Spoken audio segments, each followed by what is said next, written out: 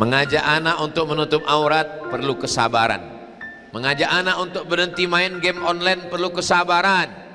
Mengajak istri untuk ikut mengaji perlu kesabaran. Istri mengajak suami untuk takut kepada Allah perlu kesabaran.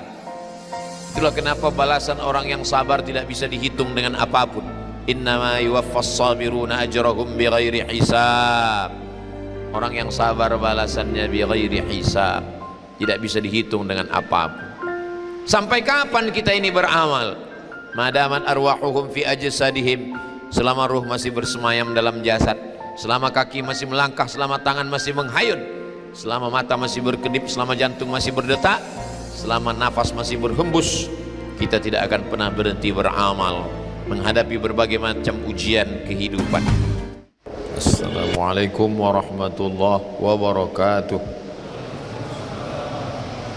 Alhamdulillah wassalatu wassalamu ala Rasulillah wa ala alihi wa sahbihi wa man tabi'ahu wa mawala. Ashhadu an la ilaha illallah wahdahu la syarika lah wa ashhadu anna sayyidana Muhammadan abduhu wa rasuluhu la nabiyya ba'dah. Qala Allah ta'ala fil Qur'anil azim wa huwa asdaqul qailin. A'udzu billahi minasy syaithanir rajim. Ya ayyuhalladzina amanu taqullaha haqqa tuqatih wa la tamutunna illa wa antum muslimun. Wa qala ta'ala fi ayatin ukhra, ya ayyuhalladzina amanu taqullaha wa qulu qawlan sadida yuslih lakum a'malakum wa yaghfir lakum dhunubakum wa man yuti'illaha wa rasulahu faqad faza fawzan 'azima. Ibadallah, usikum wa nafsi bi taqwallahi wa ta'atihi faqad fazal muttaqun. Hadirin jamaah Jumat yang dimuliakan Allah Subhanahu wa taala. Wa tilkal ayyamu nudawiluha bainan nas. Demikianlah hari-hari itu kami pergantikan dari mulai Ahad, Senin, Selasa, Rabu, Kamis, Jumat, Sabtu. Hari berubah menjadi bulan Muharram, Safar, Rabiul Awwal, Rabiul Akhir, Jumadil Awwal, Jumadil Akhir, Rajab, Sya'ban, Ramadan, Syawal, Zulqa'dah, Zulhijjah. Yang dulu anak-anak sekarang sudah punya anak. Yang dulu tua sekarang sudah tiada. Untuk apa dipergantikan Allah? Dan sekarang kita sudah berada pada bulan Muharram 1448 Hijrah. Liya'lamallahu alladhina amanu, untuk menguji siapa yang imannya tetap istiqamah. Yumsi mu'minan wa yusbihu kafiran. Ada orang yang petangnya beriman, besok pagi dia sudah kafir. Yusbihu mu'minan wa yumsi kafiran. Ada orang yang paginya beriman, petangnya sudah kafir. Begitulah dipertukarkan, dipergantikan silih berganti hari-hari, bulan, tahun. Allah ingin menguji liya'lamallahu alladhina amanu. Ada orang yang ketika miskin beriman, ketika kaya dia menjadi kufur. Ada orang yang ketika lapang dia beriman, ketika sempit dia bunuh diri. Dia tidak lulus ujian. Iman itu tidak kita tanamkan ke dalam diri anak-anak kita. Istri kita mengandung, hamil, roh yang masuk ke dalam kandungan itu sudah beriman. Wa idza qadara rabbuka min bani adama min zuhurihim dzurriyyatahum wa asyhadahum ala anfusihim. Ingatlah ketika Allah mengumpulkan semua roh dan Allah bertanya kepada roh itu, alastu bi rabbikum, bukankah aku Tuhan kamu? Semua roh menjawab, bala syahidna, ya kami bersaksi engkau adalah Tuhan kami. Kita tidak pernah disuruh untuk menanamkan iman ke dalam anak-anak kita. Anak kita sudah beriman, kita hanya disuruh menjaga imannya. Makanya dalam hadis dikatakan, ma min mauludin la yuladu 'alal fitrah. Setiap anak itu sudah fitrah. Kata Abu Hurairah, makna fitrah, fitratul Islam. Anak yang dilahirkan itu sudah Islam. Fa abawahu yuhawwidanihi. Ayahnya, ibunya merubah dia menjadi Yahudi au yunassiranihi. Merubahnya menjadi Nasrani au yumajjisanihi. Merubahnya menjadi Majusi. Tidak ada ayat, tidak ada hadis mengatakan kedua orang tuanya menjadikannya muslim. Tidak ada. Karena anak itu sudah muslim, bersyahadat di hadapan Allah. Kita hanya perlu menjaga keislamannya. Muru auladakum bis shalah, suruh anak kamu salat wa hum abna'u sab'a sinin, umur 7 tahun salat. Wadrihubuhum fil asyrah, berikan efek jerah supaya jangan sampai diulang lagi, dipukul.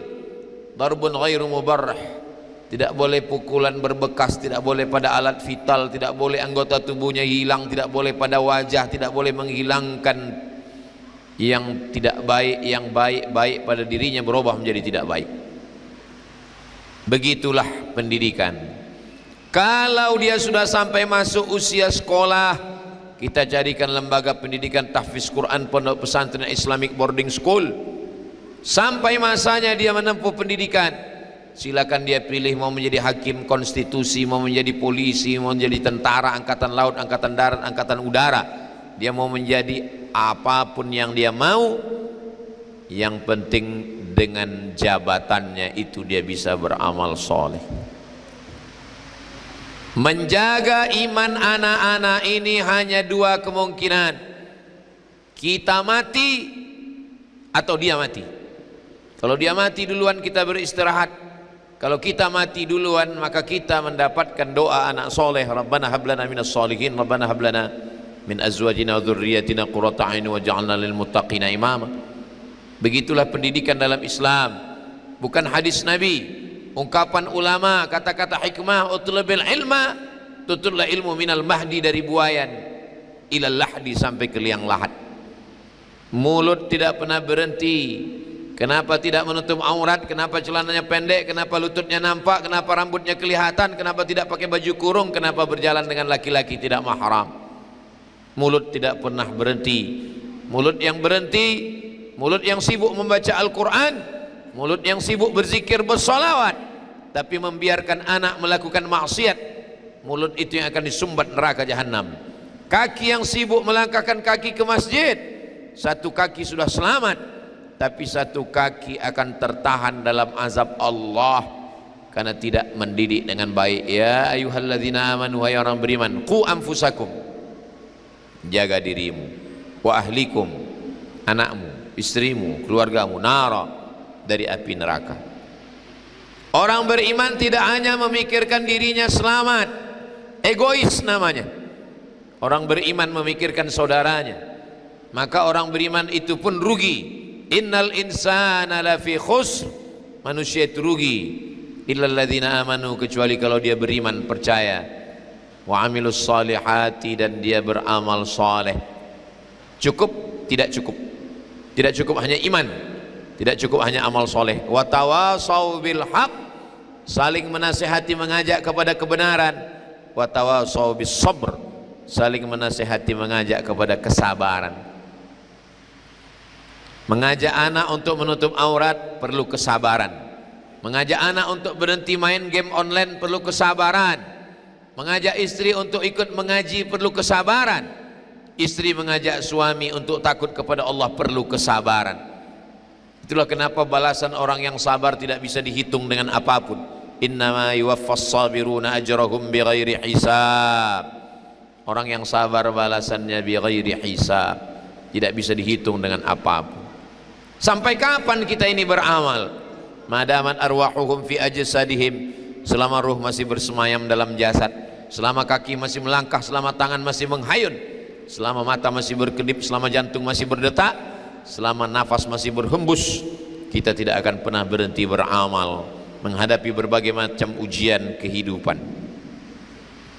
Ada ayahnya baik tapi anaknya tidak baik, bisa dicontohkan dalam kehidupan Nuh alaihissalam. Ya bunayya, wahai anakku, irkam ma'ana, mari naik ke atas bahtera perahu sampan ayah. Apa jawab anaknya? Sa'awi ila jabali ya'simuni minal ma', saya akan naik ke atas bukit yang bisa menyelamatkan saya dari air banjir bandang 40 hari 40 malam. Apa kata Nabi Nuh berdoa kepada Allah? Ya Rabbi inna bni min ahli, itu anakku ya Allah, tolong ya Allah. Apa kata Allah? Innahu laisa min ahlik, dia bukan anakmu. Innahu amalun ghairu salih, karena amalnya tidak baik. Ada sebaliknya, anaknya baik, ayahnya tidak baik. Dia senasib dengan Nabi Ibrahim alaihissalam. Apa kata Nabi Ibrahim mengajak ayahnya?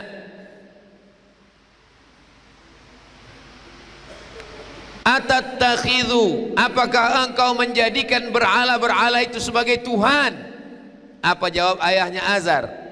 Atattakhidhu asnaman alihah, kenapa engkau menjadikan patung-patung berhala itu sebagai Tuhan-Tuhan?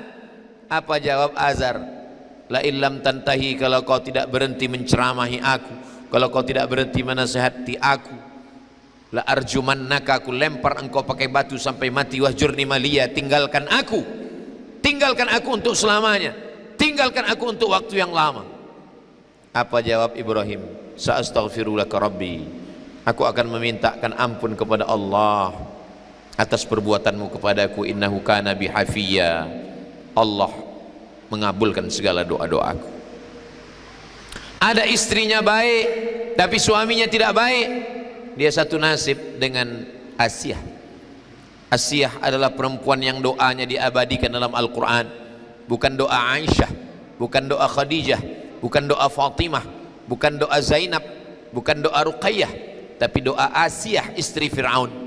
Rabbi ibnili indaka baitan fil jannah, bangunkan untukku satu tempat dalam surga.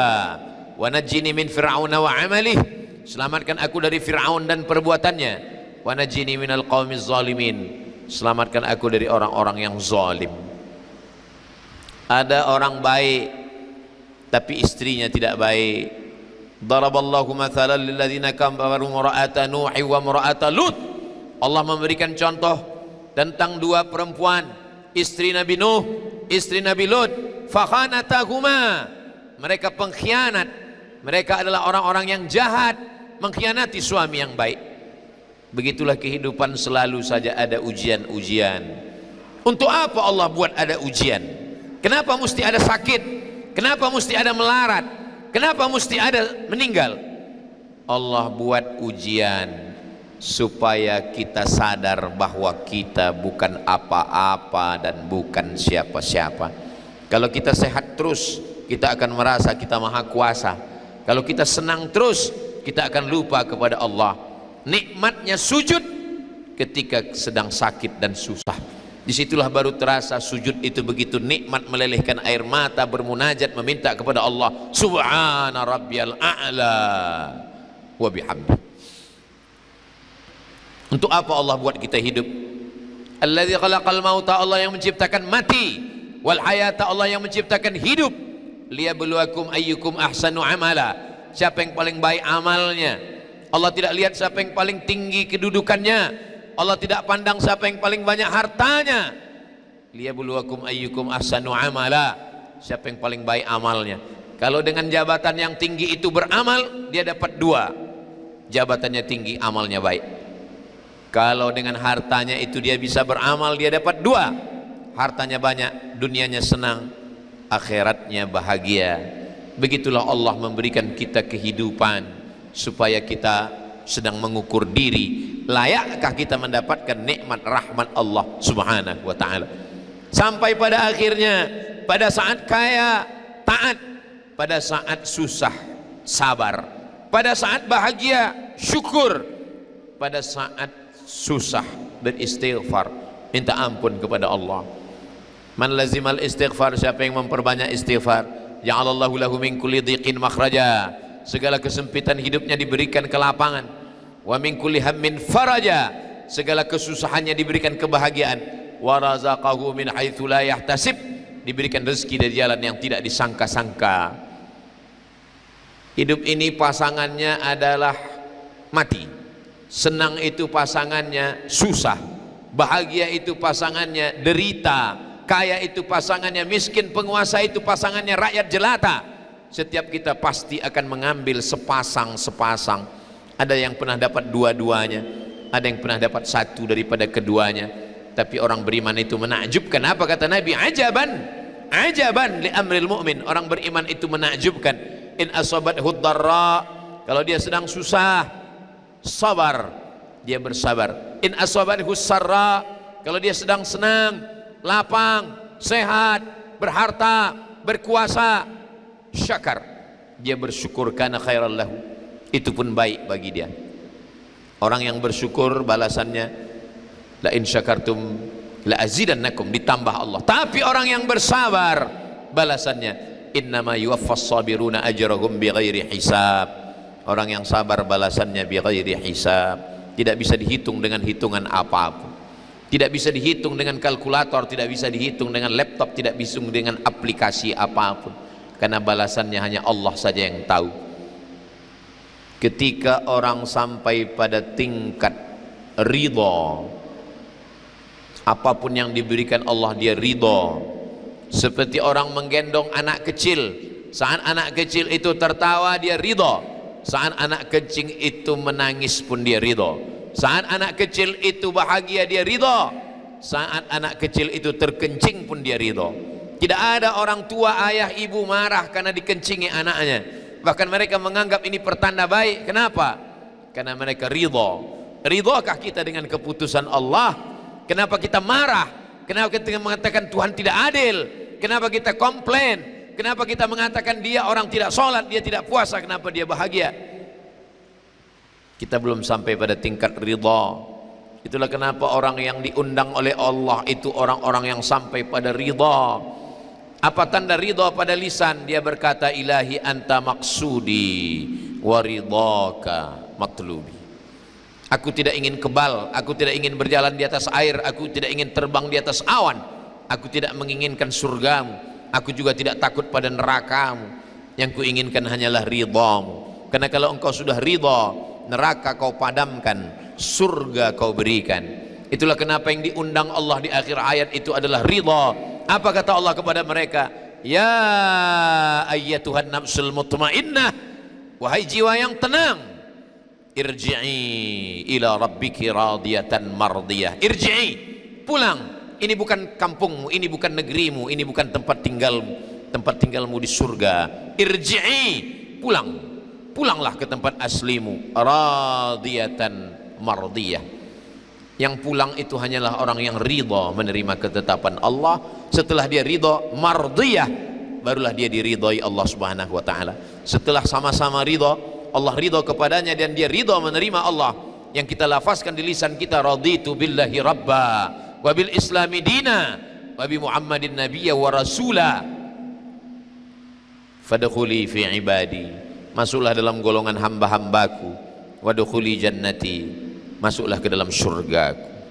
Pada saat itulah dia melelehkan air mata karena dia sedih. Dia tidak sedih meninggalkan anaknya karena nikmat surga terlalu besar untuk dibandingkan dengan anak.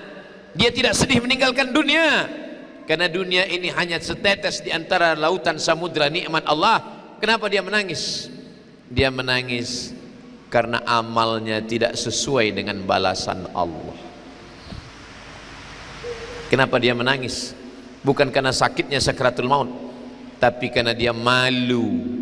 Karena sholatnya, puasanya, zikirnya, baca Qur'annya tidak seimbang dengan surga yang dijanjikan Allah Subhanahu wa ta'ala.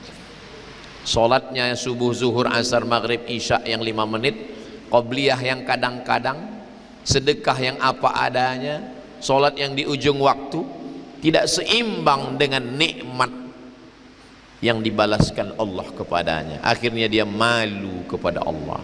Dan malu itu adalah satu cabang daripada cabang-cabang iman. Al-imanu bid'un wa sab'una syu'bah. Iman itu 70 sekian cabang. A'laha cabang yang paling tinggi la ilaha illallah. Wa adnaha cabang paling rendah imatatul adza 'anit tariq, membuang sesuatu yang mengganggu di jalan. Wal haya'u syu'batun minal iman. Malu itu adalah satu dari cabang-cabang iman. Orang yang tak bermalu tak beriman. Tanda orang beriman ada malu. Malu berbuat zina, malu berbuat maksiat, malu level rendah. Malu yang paling tinggi adalah malu meminta surga karena amal yang tidak sempurna. Malu mengadu kepada Allah karena merasa diri terlalu banyak dosa. Adakah malu itu dalam diri kita? Barakallahu li wa lakum fil Qur'anil azim wa nafa'ani wa iyyakum bima fihi minal ayati wa dzikril hakim wa taqabbala minni wa minkum tilawatahu innahu huwal ghafurur rahim.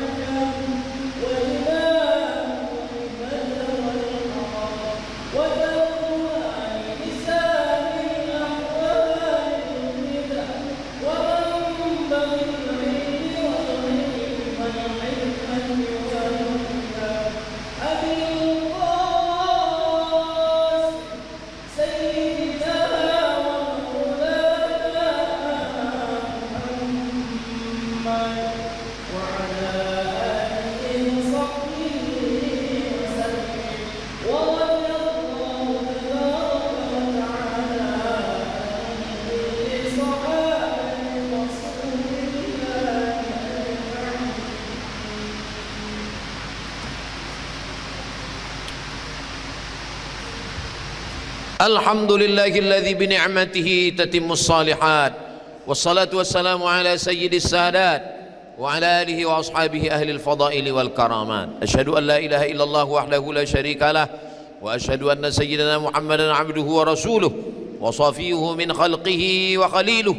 Adda al-amanah wa ballagha ar-risalah wa nasaha lil ummah wa tarakana 'ala al-mahajjatil bayda lailuha kanahariha la yazighu anha illa halik. Allahumma salli ala sayyidina Muhammadin an-nabiyil ummi وعلى آله وصحبه وبارك وسلم. قال الله تعالى في القرآن العظيم وهو أصدق القائلين: أعوذ بالله من الشيطان الرجيم بسم الله الرحمن الرحيم والعصر إن الإنسان لفي خسر إلا الذين آمنوا وعملوا الصالحات وتواصوا بالحق وتواصوا بالصبر. وقال تعالى في آية أخرى: إن الله وملائكته يصلون على النبي يا أيها الذين آمنوا صلوا عليه وسلموا تسليما. اللهم اغفر للمسلمين والمسلمات والمؤمنين والمؤمنات الأحياء منهم والأموات برحمتك يا أرحم الراحمين. اللهم انصر الإسلام والمسلمين واخذل الكفرة والمشركين ودمر أعداءك أعداء الدين. اللهم انصر إخواننا المجاهدين في فلسطين وفي كل مكان من مشارق الأرض إلى مغاربها. اللهم اجعل هذا البلد بلدا آمنا. اللهم اجزي الواقفين والمتصدقين. اللهم ادفع عنا الغلاء والوباء والفحشاء والربا والزنا والمنكر والسيوف المختلفة والشدائد والمحن ما ظهر منها وما بطن من بلدنا هذا إندونيسيا خاصة ومن بلدان المسلمين عامة. عباد الله، أوصيكم ونفسي بتقوى الله وطاعته فقد فاز المتقون. إن الله يأمر بالعدل والإحسان وإيتاء ذي القربى وينهى عن الفحشاء والمنكر والبغي يعظكم لعلكم تذكرون. فاذكروا الله العظيم يذكركم واسألوه من فضله يعطكم ولذكر الله أكبر والله يعلم ما تصنعون. أقم الصلاة.